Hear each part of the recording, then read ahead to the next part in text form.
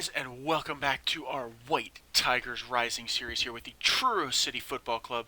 We are in the middle of April, 4 games away from the end of the season with one major game left to play against Northampton. And as you can see, we are second in the league on 77 points, well behind, 7 points behind Port Vale. So first is definitely not in play. Port Vale are running away with the division in this one. And we've got 5 points on Northampton, so 3 points in our upcoming game with them is gonna be huge.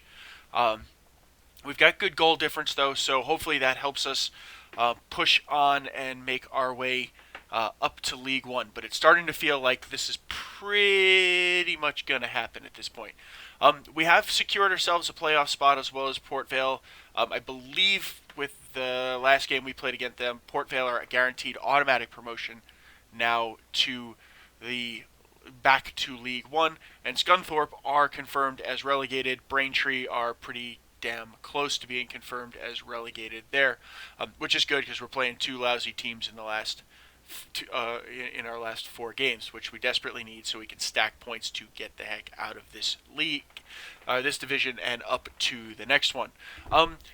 Just a quick look at the squad. Things have cooled off a little bit. Freddie Tracy's on 23 goals. Victor is on 11. 16 assists still for Ben Holmes. He's been quiet this month.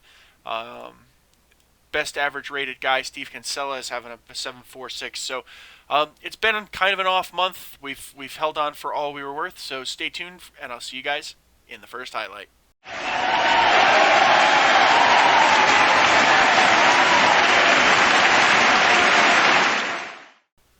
Okay guys, so the first highlight was a home game against Bristol Rovers, a game I really felt like we should have won, or we should be winning going into it.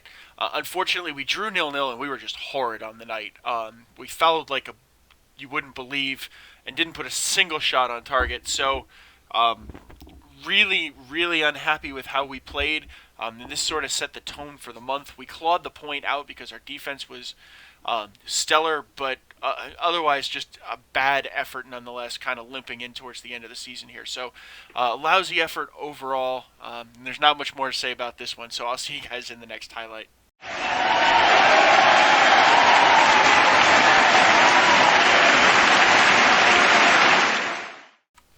Okay, so if the Bristol Rovers game wasn't good enough, this one really torqued me. We played really crappily, and then Russell Brown got sent off in the 5th minute, of which the only reason he was starting is because he was bitching up a storm in the locker room that he wasn't playing very much. So I threw him in for a game because we had a game, sort of back-to-back. I needed to rotate anyway, and he lasted 5 minutes, of which, while he was under a 3-game suspension for his idiotic tackle on this one, he had the stones to bitch to me that he wasn't getting played enough. I really wanted to tell him I'd have played you enough if you weren't so stupid as to get yourself sent off. But unfortunately, I can't put you out there because the FA forbids me. So other than that, and his stupidity and shenanigans, we got hammered in the 81st minute here by Hartlepool to drop all 3 points, which was really undesirable, to say the least. So we just can't clear it. Marsh gets in there and just a really nice long-range shot, and that's it for Hartlepool. And they managed to bury us 1-0. It was an unneeded drop of 3 points. So other than that particular goal and Russell Brown's sheer stupidity, that's all for this one, guys. And I'll see you in the next highlight.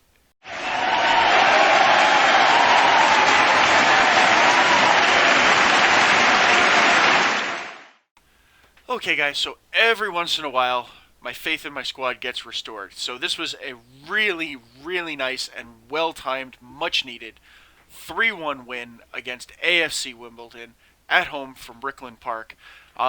We played a lot better in this one, and I'm not quite sure what gelled in this time versus other ones, but we played really, really well. Joe Grayson got us started off in the 55th. Again, a little set-piece action here. Kinsella, who had himself an awesome game, finds Grayson. Grayson slots it into the near post, and we're off and running. Plus he does a little flip, which is just good for the fans. 64th minute, Ben Holmes decided he needed to get in on the action. Gets a nice cross to Kinsella, who finds it gets a shot in. It's parried away by Potts. Holmes is all by himself, takes a quick touch, slots it into an open net, and we're up 2-0. Just for added effect, Penny makes a great interception. Victor's out there, gets wide open Freddie Tracy, who muscles off his man, takes a touch, goes around the goalkeeper, smashes that bad boy home, and we're up 3-0.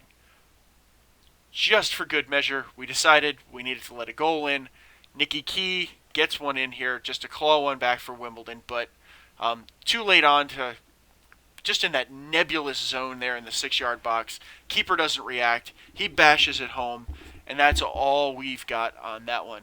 But a really nice 3-1 win for us with a lot of enthusiasm going into the Port Vale game. So I'll see you guys in the feature episode, or the feature.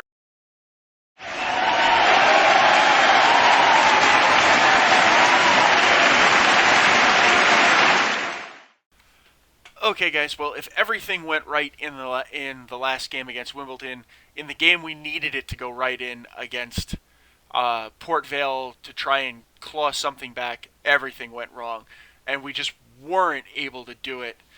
They beat us 3-1 pretty handily at that.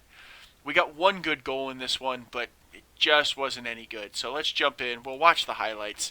But a really disappointing effort from us on the day here. They were in control. We switched up. It said they were weak against the 4-2-3-1. I'm kind of doubting it. I think what we're really going to do next season, and I really want to focus on getting my 4-4-2 right. We just don't seem to be very effective with this 4-2-3-1. I don't know if it's just I have the wrong roles or what. So I may do some more playing around with stuff in it in the preseason to see if we can find something. But for the most part, our 4-4-2 is working pretty darn well as we go. Unfortunately, here we're just not really able to, weirdo wide shot from Freddie Tracy. We just really weren't able to break him down. We set it up for a little more possession, short passing games. I didn't want to get into one of these spray the ball all over the place end-to-end type contests because we haven't been very good at them. Joe Murphy with just a wide shot there. We haven't been very good at them, and especially against better teams. So I was trying to avoid getting into that. I guess it just sort of turned into a mess for us, one way or the other. We may need to learn how to use. Murphy's just all by himself out there and slots that one home. I think we may need to start looking at some other philosophies. I've struggled to get other mentalities working with the team, especially control. But I would think that control would work. The start of the brace for Harry there. I'm not even going to try that name. I think I need to figure out how to get the team working with some other philosophies, just to kind of control games like this where they're all over the place. We just haven't really succeeded very much on that. But that's stuff for the off season to work on. Hopefully, for here we're at least secure at a playoff spot. But we're going to keep moving. Hopefully, we can beat Northampton and grab ourselves automatic promotion into League One so that we can start the plan and plot of how to get up or how to build the squad and how to sort of retool the tactics and such for a really strong League One campaign next year. But in this one, not much more on this. We get into the half. Perry's just a little offsides. I love that his name is Tyler Perry. The other side of halftime here, we ended up having to drop one of our center backs off because he was having a game that was embarrassing beyond belief. Unfortunately, with suspensions and things and that, we only had fullbacks on the bench, so we put one in there, which probably didn't help our cause. Although we didn't give up any goals after the substitution, so maybe he did work out really well. But this one, nice one, Danny Sharp. We get in. We get over the top to victory. He's able to get the ball, just pushes it to the side of the keeper and slots it home. And at 2-1, I thought, maybe if we push a little bit, we can get it in. So we did start to push. Unfortunately, that backfires on us a little bit here. Not quite yet, but I really was pushing the team. Nice block from Cornell there. I was really, really pushing the team. Set piece, they get a throw in. We don't really get anything cleared out. So now we're pinned back again. Finney finds Stewart. Hesketh. It slots home. Harry's right there. Blasts it in. Finishes his brace on the day. That's 25 on the season for him. And that pretty much seals the deal for us. So that was the end of it for us. Unfortunately, Port Vale have just been absolutely fantastic this season. So I'm not all that upset losing to them, but I was kind of hoping to use this game as a benchmark for what I really thought a League One side would be. I mean, obviously, if these guys got relegated, they're not a great League One side, but they're lighting League Two up, so they're clearly a better than League Two side. So that being said, I'm disappointed that the squad didn't really step up to play here. So I think what that's telling me is we got a lot of player work to do in the off season if we go up to try and get ourselves strengthened for a League One level campaign, because we clearly really aren't good.